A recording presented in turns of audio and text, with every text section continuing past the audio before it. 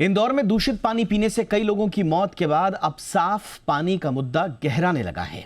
इंदौर ही नहीं, दिल्ली, गांधीनगर से लेकर बेंगलुरु तक बड़े शहरों में कंटैमिनेटेड वाटर यानी खराब पानी की वजह से बीमारियों और मौतों के केस अब सामने आ रहे हैं। ऐसे में बड़ा सवाल ये है कि आखिर साफ पानी की सही परिभाषा क्या है और क्या आप जो पानी पी रहे हैं वो वाकई में साफ है या नहीं है। और ये शहर दर शहर इस तरह से खराब पानी, कंटैमिनेटेड पानी, जहरीले पानी की शिकायतें क्यों आम हो रही हैं? क्या कुछ करना चाहिए कम्युनिटी लेवल पर, पॉलिसी लेवल पर, इंडिविजुअल लेवल पर? आज विस्तार से होगी इसी पर हमारे खास कार्यक्रम में चर्चा। मेरा नाम है दीपक डोभाल, आप देख रहे हैं आपकी खबर आपका फायदा। पहले ये रिपोर्ट देखिए, मैं लौट रहा हूं मेहमानों के साथ।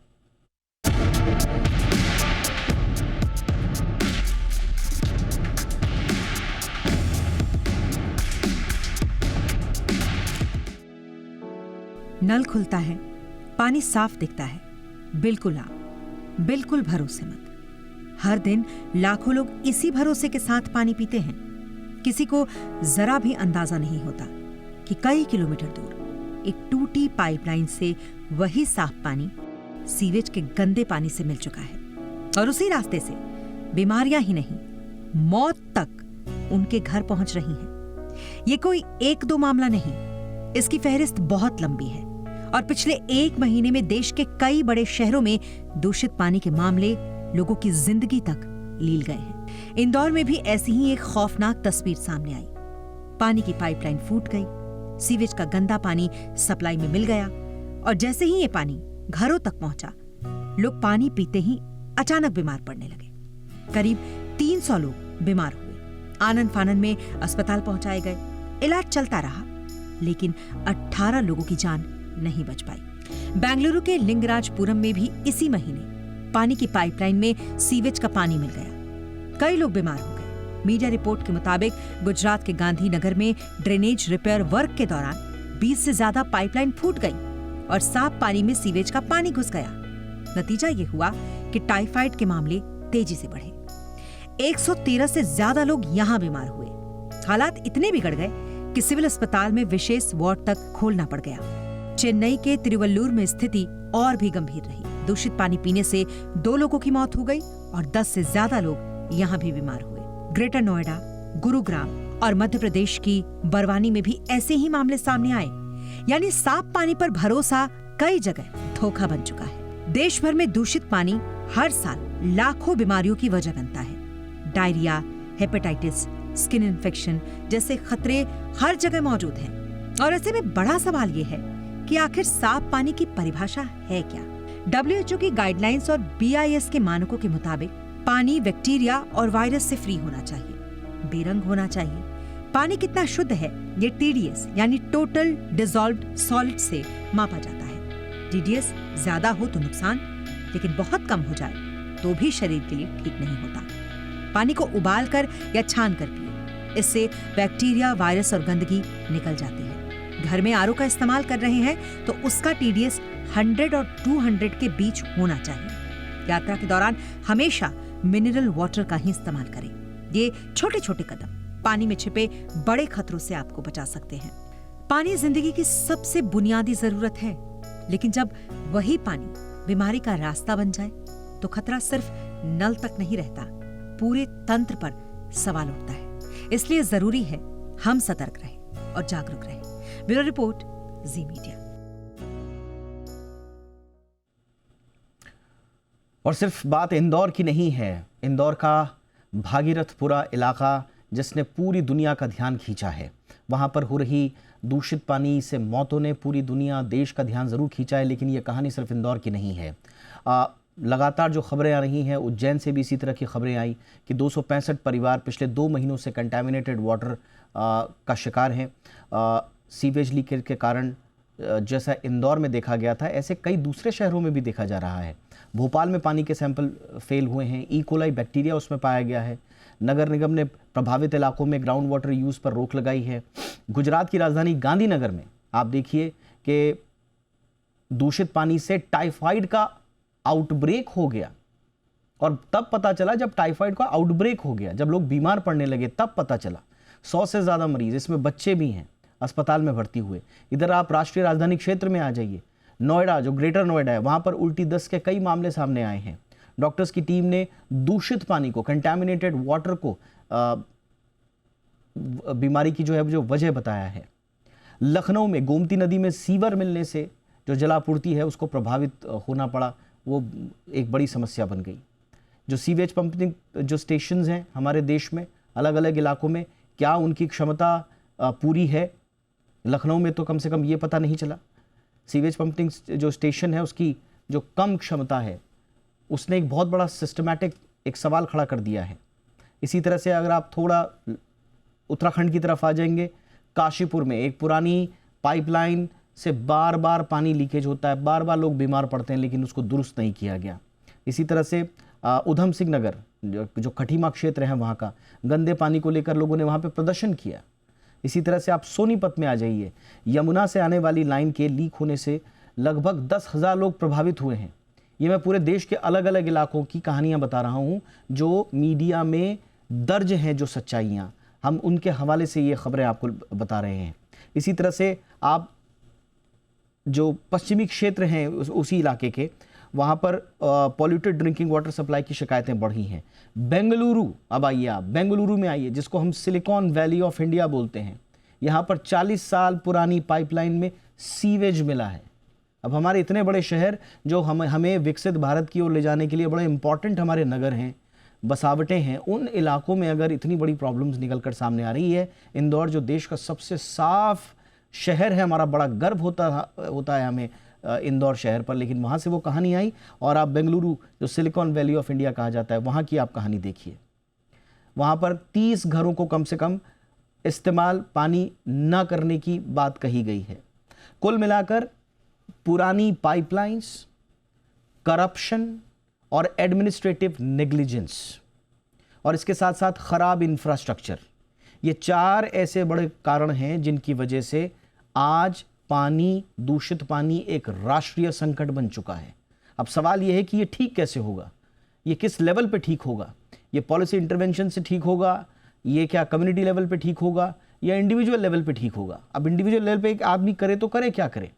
बहुत एक सरकार की महती योजना है, हर घर जल योजना। 16 करोड़ घरों तक नल को जल से जोड़ा है। वहाँ के घरों के जो नल हैं उनको जल से जोड़ा गया है 2025 अक्टूबर तक।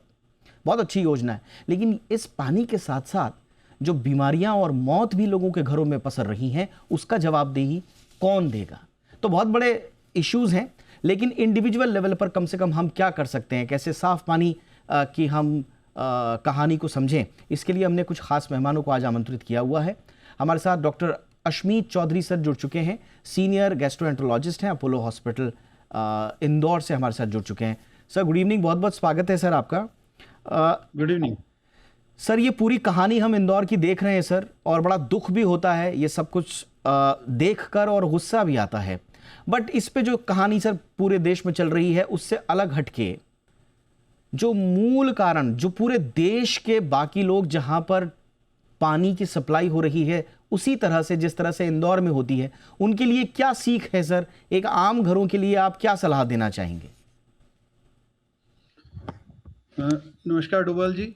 मैं यही कहना चाहूँगा कि सबसे पहले तो एक तो या तो घर में अच्छा फिल्टर लगा लें, या फिर पानी को उबाल के पिए। अभी जो इंदौर में हालात हैं उसमें ये पर्टिकुलर एक एरिया की प्रॉब्लम है जहाँ पे वाटर का कंटामिनेशन हो गया है। सीवेज लाइन और पानी के वाटर का कंटामिनेशन होने से इस तरह की तकलीफ आई है। तो उस एरिया के लोगों के लिए यही है कि पानी को उबाल के पिएं, या फिर आपके घर में फिल्टर हो, या गवर्नमेंट जैसा काम कर रही है क्लोरीनेशन वगैरह करना, ये सब तो चल ही रहा है वहाँ पे। Absolutely sir. सर क्या पॉलिसी लेवल पर भी कोई सीख मिलती है? क्योंकि सर इंदौर ही नहीं, हमने कुछ दिनों पहले सिमिलर केसेस हमने पुणे में भी देखे थे, उसको भी हमने कवरेज किया था, तो वहाँ पर भी पता चला कि इसी तरह के कंटामिनेशन से जो बैक्टीरियाज हैं और सीवेज के थ्रू जो है वो साफ पानी में मिलके हमारे घरों में पहुंच गए और लोगों की मौत हो गई। और इतनी तेजी से ये मौत होती है सर, तो क्या पॉलिसी इंटरवेंशन के लेवल पर भी कोई सीख मिलती है सर? सर ये तो रेगुलर बेसिस पे जो बायोलॉजिकल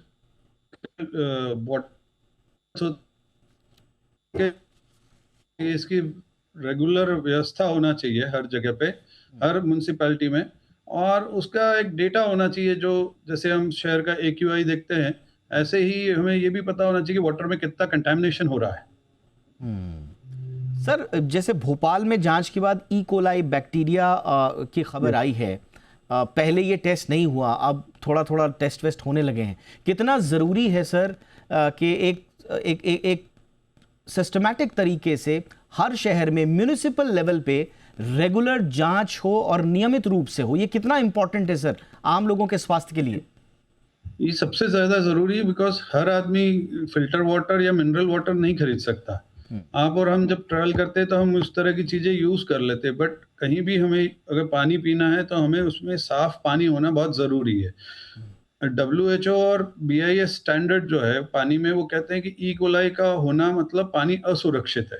तो उस ई कोलाई की टेस्टिंग के लिए सबसे ज्यादा जरूरी है कि कल्चर्स वगैरह रेगुलर टाइम पे अलग अलग एरिया से लेके, जैसे ही आउटब्रेक शुरू होता है हमें उसी टाइम लगाना चाहिए, ताकि हमें पता लग सके कि कौन सी बैक्टीरिया हमारे पानी को दूषित कर रहे हैं।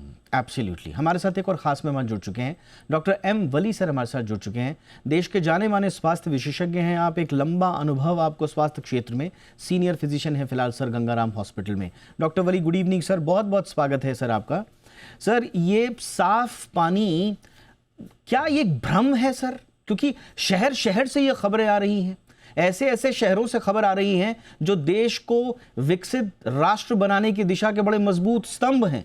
पुणे, इंदौर, बेंगलुरु, ऐसे ऐसे शहरों से ये खबरें जब आती हैं सर, तो ऐसा लगता है कि साफ पानी ये सिर्फ कहने की बात है, ये भ्रम है। क्या वाकई में साफ पानी एक भ्रम है सर? भ्रम नहीं है, ये बहुत बड़ा हेल्थ हैजार्ड हो गया है।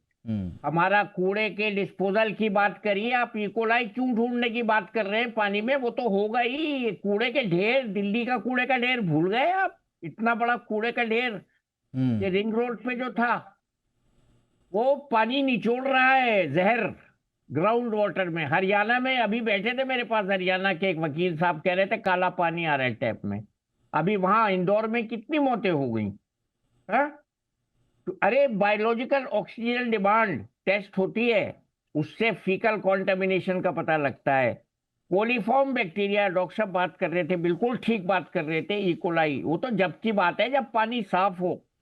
नाइट्राइट, फीकल कॉन्टेमिनेशन हो रहा है। फीकल कॉन्टेमिनेशन, हम जहर पी रहे हैं। मैं इसको एग्जेजरेट नहीं कर रहा हूं। बच्चे मर रहे, बड़े मर रहे, भी लोगों को सिक्योरिटी खत्म हो गई है। साफ पानी भ्रम की आप बात कर रहे हैं, वो भ्रम तो हो गई जब पता नहीं बॉटल वाटर तक। मैं इसीलिए तो कह रहा हूं सर, आप सही कह रहे हैं। फीकल कंटामिनेशन, आसान भाषा में हमारे दर्शकों को हम बताएं, बस जो मलमूत्र है, यानी कि जो आपका पानी है उसमें मलमूत्र मिला हुआ, सीधी सीधी बात ये है। सीधी बात। और ये पुरानी, ये जो बोतल है, ये बहुत अच्छी कंपनी के पानी की बोतल है, कांच में आ रहा है। अब मैं तो अफोर्ड कर सकता नहीं। मेरा लड़का लिया एक दिन दिखाने, पापा ये पानी मंगा लो। मैंने कहा भैया आई कांट अफोर्ड। तो ये अच्छा पानी जिसको हम कह, ये जो आप निकाल के दिखा रहे हैं, ये पानी है, ये धोवन है, गंदगी का धोवन है। ये हमको बहुत सीरियस होना है। दिखाइए विजुअल जरा दोबारा दिखाइए। सर ने जिस पर तवज्जो दी है उस विजुअल्स को जरा दोबारा दिखाइए, और हमें हमारे दर्शक बताएं कि किस किस ने इस तरह के पानी का अपने आसपास देखा है। क्योंकि आज भी लोगों के मन में भ्रम है कि पानी का कलर अगर ठीक नहीं है, कोई बात नहीं साहब, ये तो जल निगम का पानी है, इसमें तो केमिकल आया हुआ है, ये साफ पानी होगा। इस तरह के भ्रम में है, पी लीजिए। तो सर आपको मैं बता रहा हूं। जी सर, प्लीज कंटिन्यू। मेरी बात कड़वी जरूर है लेकिन सच्ची है।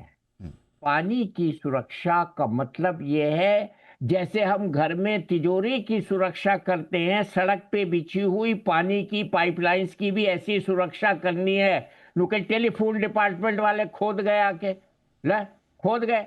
मैंने अभी एक साहब को एग्जाम्पल देके बताया कि ये पानी का पाइप है, लैंप उठाओ, और ये फीकल पाइप है, और सड़क के नीचे दोनों जा रहे हैं, दिख रहे हैं आपको दो कलर? जी। ये पानी का है और ये फीकल है, और उसने मारा फावड़ा बीचों बीच, तो दोनों फट गए।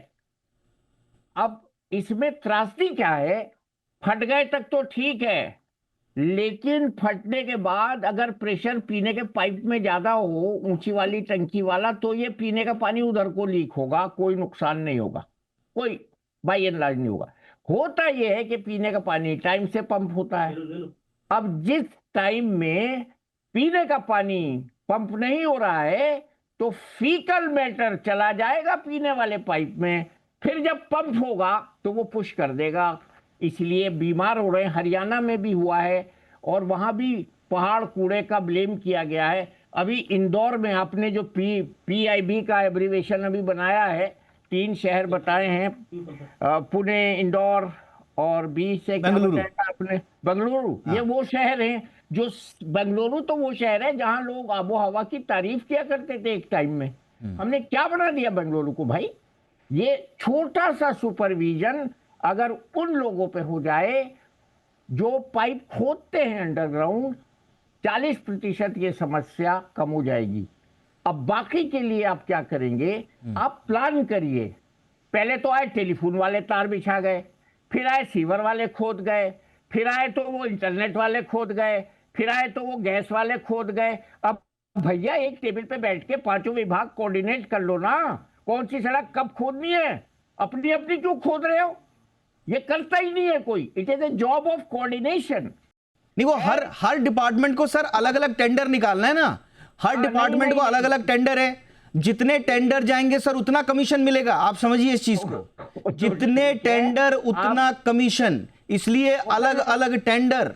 आप नहीं, आप उसको कमीशन को मत लगे बीच में, मैं दूसरी बात कर रहा हूं। नहीं सर, मैं कह रहा हूं मल्टी एजेंसी कोऑर्डिनेशन अगर हो जाए सर एक ही बारी में, एक ही सड़क को बार बार खोदने की जरूरत क्या है। एक बार टेलीफोन वाला आएगा, एक बार PWD वाला आएगा, एक बार सिंचाई विभाग वाला आएगा, फिर आपका नगर निगम वाला आएगा। अगर मल्टी एजेंसी कोऑर्डिनेशन हो जाए तो फिर क्या जरूरत है एक ही काम को बार बार करने की, और अब वो लोगों की जान की कीमत पर हो रहा है। मजदूरी ज्यादा दे दो ना भाई, टेंडर के पैसे क्यों कर रहे हो गड़बड़, मजदूरी ज्यादा दे दो ताकि हम तो सेफ रहें, आप तो सेफ रहें, पानी तो सेफ रहे। आप बाहर की देश में जाइए, tap water is guaranteed for drinking.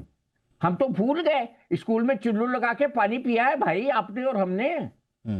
ये कोई अतिशयोक्ति नहीं कह रहा हूं, मैं सच्चाई बयान कर रहा हूं। हम चुल्लू का पानी पी के बड़े हुए हैं, नल सर अब सर मुझे आपसे अभी और भी बात करनी है।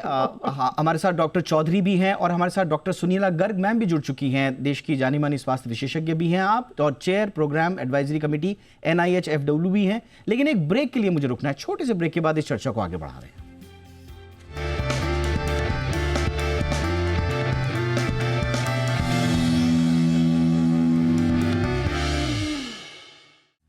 ब्रेक के बाद आपका स्वागत है। डॉक्टर सुनीला गर्ग मैम, आपके पास आ रहा हूं एक बार फिर से। आपका स्वागत है मैम शो में। ये जो सर अभी डॉक्टर वली भी बात कर रहे थे और डॉक्टर चौधरी सर से भी हमारी बातचीत हो रही थी, हालांकि आप लोग स्वास्थ्य क्षेत्र से आते हैं, पॉलिसी में आप लोगों की बहुत ज़्यादा दिलचस्पी हो, मैं ऐसा नहीं मानता, और स्वाभाविक भी है। बट एक नागरिक होने के नाते मैम एक छोटा सा सवाल है कि अर्बन प्लानिंग की हम बात करते हैं और अच्छे तरीके से हम आगे बढ़ रहे हैं उसमें, लेकिन अर्बन प्लानिंग में वाटर और सीवर इन दोनों के सेपरेशन की बात है। क्या ये इतने बड़ी रॉकेट साइंस की बात है?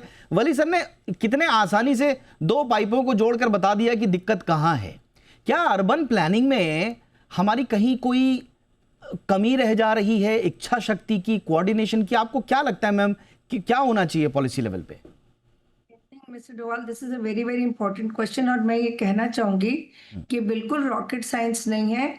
आप देखेंगे कई सदियों पहले, आप कई शतक पहले, हम ये देखना चाहेंगे कि जॉन स्नो ने जब पता लगाया था उस टाइम पे इंग्लैंड में कि there was contamination of drinking water pipe with sewage pipe, and this led to invention of cholera also.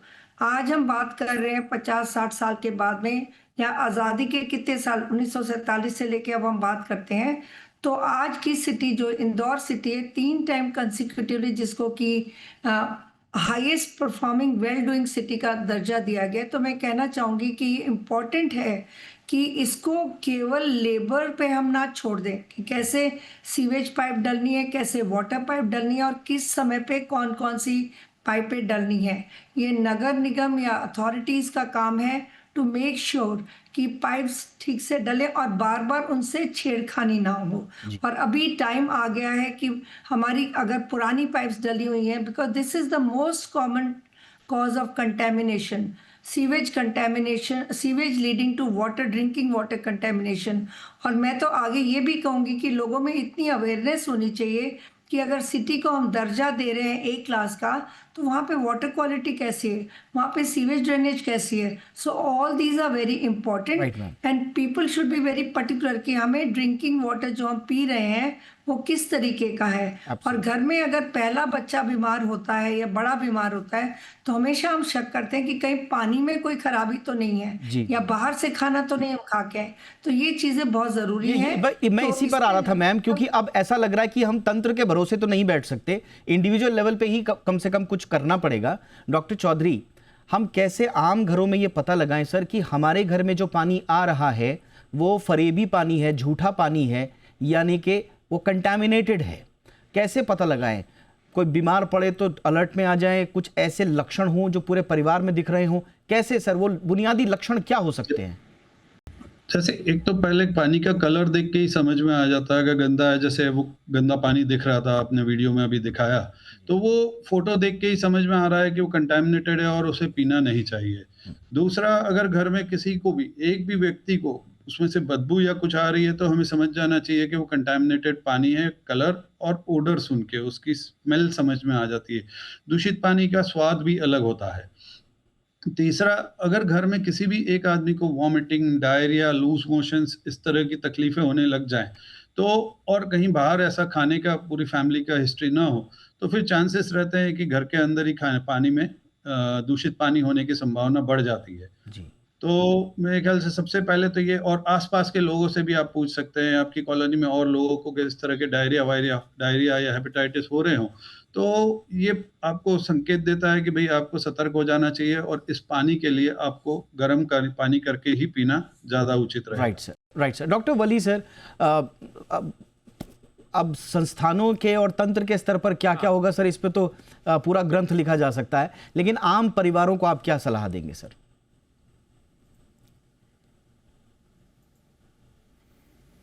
क्या बताऊं, हमें तो 3 घड़ों का प्रयोग पढ़ाया गया था 5वीं से 7वीं क्लास तक। छान लो पानी को, उबाल लो, पी लो, सस्ता पड़ेगा बॉटल वाटर से।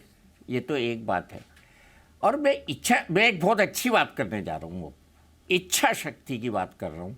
हमारा जो सबसे बड़ा वाटर वर्क्स है दिल्ली का, जब बाढ़ आई थी, जमुना के किनारे पानी भर गया था, आपको याद होगा, आपने विजुअल्स भी दिखाए होंगे, पूरा कीचड़ में डूब गया था। उसकी सफाई की गई तो साफ पानी आया।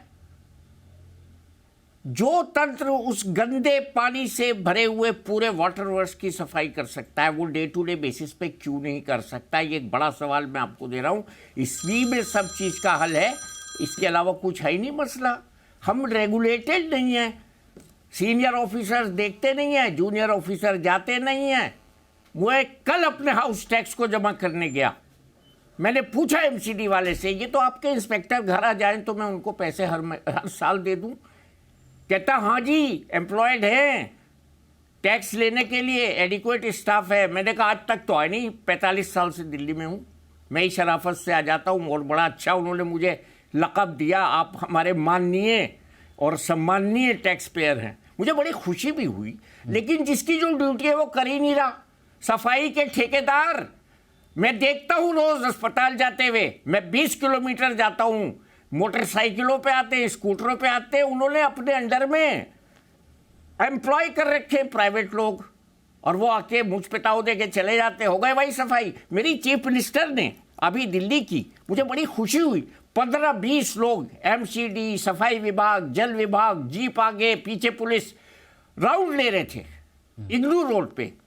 अब तंत्र तो इतना ही तो करेगा, वो तो फावड़े वाले को कौन एजुकेट करेगा, जो पानी में फावड़ा मार गया और सीवर के साथ फावड़ा मार गया। जैसे हमारे यहाँ आर्टेरियोवेनस फिस्टुला बनता है ना गन शॉट के बाद, वो गन शॉट ही है पानी के पाइप में और सीवर के पाइप में। बिल्कुल आपने सही कहा सर, बहुत सारे आपने इन बातों में आपने बहुत बड़े बड़े संकेत दे दिए। उम्मीद है कि ये सब एक दिन दुरुस्त हो। सबसे स्याह पहलू इस पूरे मसले का जो है कि गरीब इलाकों में जबकि आउटब्रेक होता है, गरीब इलाकों की निगरानी, जो अधिकतर प्रभावित क्षेत्र आप देखेंगे लो मिडिल इनकम लोकेलिटीज हैं, कौन सुनेगा इनकी?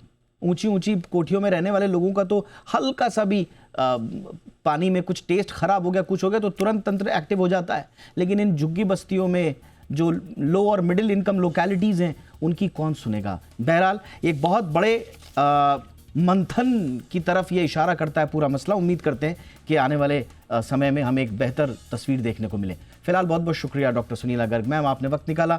Doctor Ashmi Chaudhary sir, thank you so much sir for your time. Doctor M Wali sir, बहुत बहुत धन्यवाद आपके समय के लिए। शो में इतना ही, इजाज़त दीजिए, अपना ख्याल रखिए, नमस्कार।